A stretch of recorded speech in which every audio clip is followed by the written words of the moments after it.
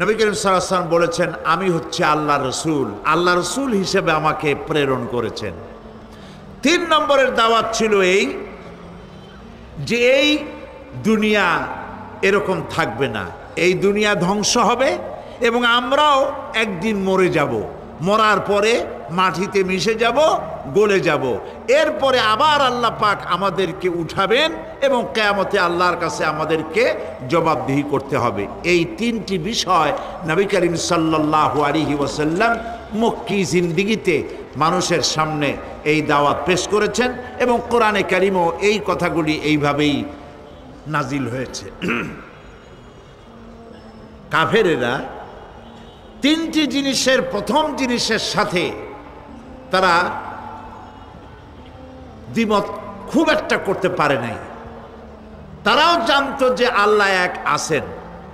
তাদের যে দেবতাগুলি ছিল এ সম্পর্কে তাদের ধারণা ছিল যে দেবতাগুলিও ওই আল্লাহর তৈরি করা, তবে আল্লাহর কাজের এরা হলো অংশীদার। যেরকম গভর্নমেন্টের একজন প্রধানমন্ত্রী থাকে আর একজন প্রেসিডেন্ট থাকে আর বিভিন্ন বিভাগে মন্ত্রীরা থাকে, আল্লাহরও ওইভাবে রাষ্ট্র, আল্লাহ বা ভগবান বা গড, তারও এই বিশ্ব এগুলিকে পরিচালনা করার জন্য বিভিন্ন মন্ত্রণালয় আছে আর ওই সব মন্ত্রণালয়গুলিতে আমাদের দেবতাগুলিকে এইভাবে শরীক করে রাখা তিনি রেখেছেন। এটা হলো তাদের ধারণা। 2 নম্বরে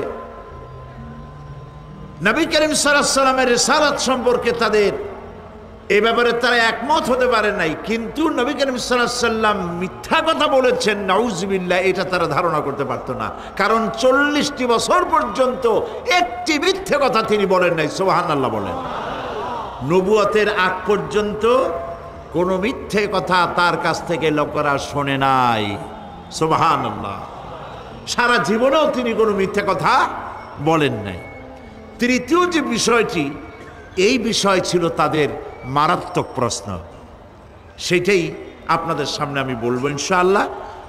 তবে স্রষ্টা সম্পর্কে, আল্লাহ সম্পর্কে তাদের ধারণা ছিল এই।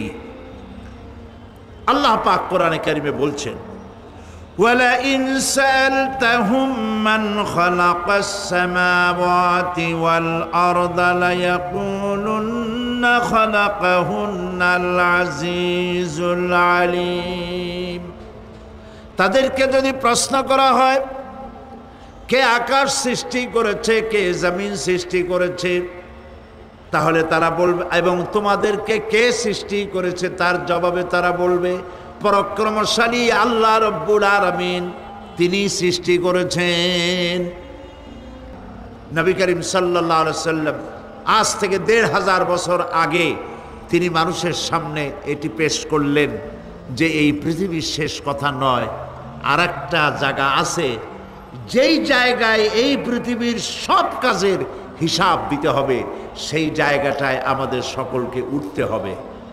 নবী করিম সাল্লাল্লাহু আলাইহি ওয়াসাল্লাম মানুষকে পরকালের জ্ঞান দিয়েছিলেন, মানুষকে আখিরাতের জবাবদেহিতার কথা বলেছিলেন।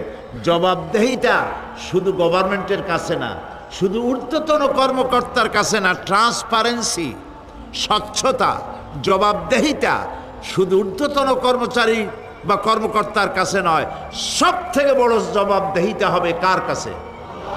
জোরে বলেন, কার কাছে? সে আল্লাহ পাকের কাছে জবাবদেহি করতে হবে প্রত্যেকটি কাজের, প্রত্যেকটি কথার। এই কথাগুলি কোরআনে কারিমে আল্লাহ পাক বিধৃত করেছেন। পরকালের উপরে আল্লাহ যত কথা বলেছেন,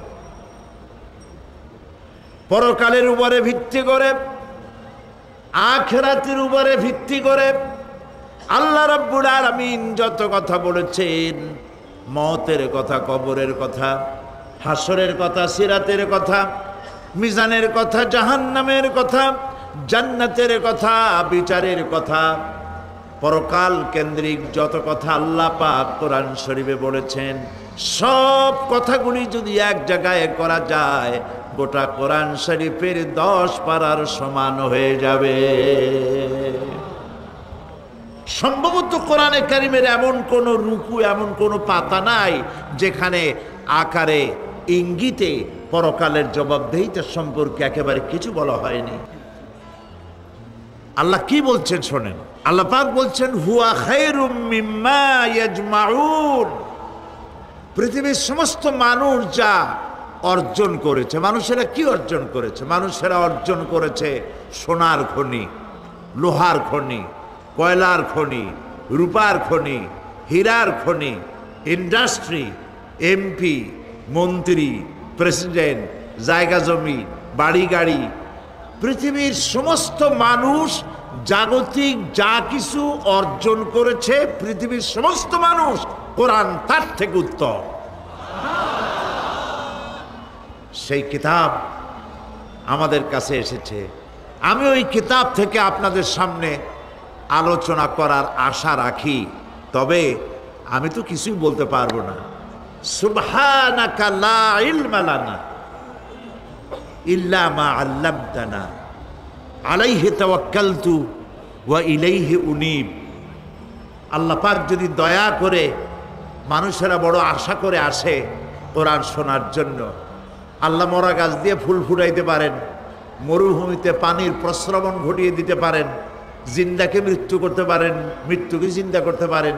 সেই মহান আল্লাহ ইচ্ছা করলে আমার মতো এক নাখান্দা গোলাম, তাকে দিয়ে আল্লাহ পাক ইচ্ছা করলে বলাতে পারেন। সে আল্লাহর প্রতি রুজু হচ্ছি, তিনি যেন দয়া করে এমন কিছু কথা বলান এই 5 দিন, যে কথাগুলি আমার জীবনের জন্য ফায়দা বয়ে আনে এবং যারা শোনেন তাদের জন্য যেন বিশাল ফায়দা দুনিয়ায় হয়, আখিরাতেও হয়।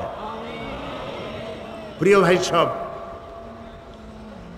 আমরা ধীরে ধীরে কথা বলবো ইনশাআল্লাহ। বলেন ইনশাআল্লাহ।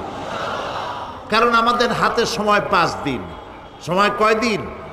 5 দিন। আল্লাহ যদি দয়া করে এই 5 দিন আমাদের জন্য সুবিধা করে দেন, তা আমরা ধীরে ধীরে আলোচনা করব এবং একটা টার্গেটে আমরা পৌঁছতে চেষ্টা করব ইনশাআল্লাহ, বেফদ্লিল্লাহ, বেইজনিল্লাহ। সেজন্য ধৈর্যের প্রয়োজন, ধৈর্যের প্রয়োজন। আপনারা ধৈর্য হারাবেন না, উঠাউঠি করবেন না, শুনতে চেষ্টা করবেন। যতক্ষণ পর্যন্ত আল্লাহ পাক শুনান, বলান, ততক্ষণ পর্যন্ত শুনতে থাকুন। আমরা সেই কিতাবের আলোচনা করছি যে কিতাব সম্পর্কে আল্লাহ পাক বলছেন কুল বিফদলিল্লাহি ওয়া বিরহমাতিহি ফাবিযালিকা ফালইফরাহু হুয়া খায়রুম মিম্মা ইয়াজমাউন। আল্লাহ পাক বলছেন কুল বিফদলিল্লাহি ওয়া বিরহমাতিহি, হে রাসূল আপনি বলুন মুসলমানদের জন্য আল্লাহ পাকের একটি করুণা, বিশ্ববাসীর জন্য আল্লাহ পাকের পক্ষ থেকে একটি দয়া। সেই দয়াটি হচ্ছে এই যে কোরআনের মতো একখানা কিতাব আল্লাহ পাক তোমাদেরকে দান করেছেন। সুবহানাল্লাহ। ফাবিযালিকা ফালইফরাহু, কোরআনের মতো একখানা কিতাব পেয়েছো, এই জন্য আনন্দ করো, ফুর্তি করো, আনন্দ করো, কোরআনের মতো কিতাব পেয়েছো। সুবহানাল্লাহ। কোরআন শরীফের আমরা সেই কিতাবের আলোচনা করছি যে কিতাব সম্পর্কে আল্লাহ পাক বলছেন কুল বিফদলিল্লাহি ওয়া বিরহমাতিহি ফাবিযালিকা ফালইফরাহু হুয়া খায়রুম মিম্মা ইয়াজমাউন। আল্লাহ পাক বলছেন কুল বিফদলিল্লাহি ওয়া বিরহমাতিহি, হে রাসূল আপনি বলুন মুসলমানদের জন্য আল্লাহ পাকের একটি করুণা, বিশ্ববাসীর জন্য আল্লাহ পাকের পক্ষ থেকে একটি দয়া। সেই দয়াটি হচ্ছে এই যে কোরআনের মতো একখানা কিতাব আল্লাহ পাক তোমাদেরকে দান করেছেন। সুবহানাল্লাহ। রব্বানা যালামনা আনফুসানা ওয়া ইন লাম তাগফির লানা ওয়া তারহামনা লানাকুনান্না মিনাল খাসিরিন। রব্বুল আলামিন চট্টগ্রাম ইসলামী সমাজ কল্যাণ পরিষদ কর্তৃক আয়োজিত ঐতিহাসিক 5 দিনব্যাপী তাফসীরুল কোরআন মাহফিলের আজ এই প্রথম দিনে চট্টগ্রাম প্যারেড ময়দানে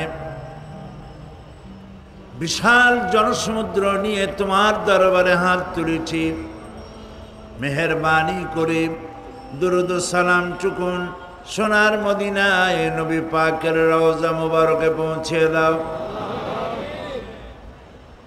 তাম পৃথিবীর মাটির নিচে যত মুমিন মুমিনাত শুয়ে আছেন তাদের আরো আর পরে সওয়াব পৌঁছায় দাও রব্বুল আলামিন। এ মাহফিলের আয়োজন যারা করেছেন আর ঠান্ডাকে উপেক্ষা করে দেশ থেকে, চট্টগ্রাম থেকে, বাংলাদেশের বিভিন্ন জেলা থেকে, প্রতিবেশী দেশ থেকে যত মুসলমান নরনারী এ মাহফিলে হাজির হয়েছেন, আল্লাহ পাক আজকের এ মাহফিল কিয়ামত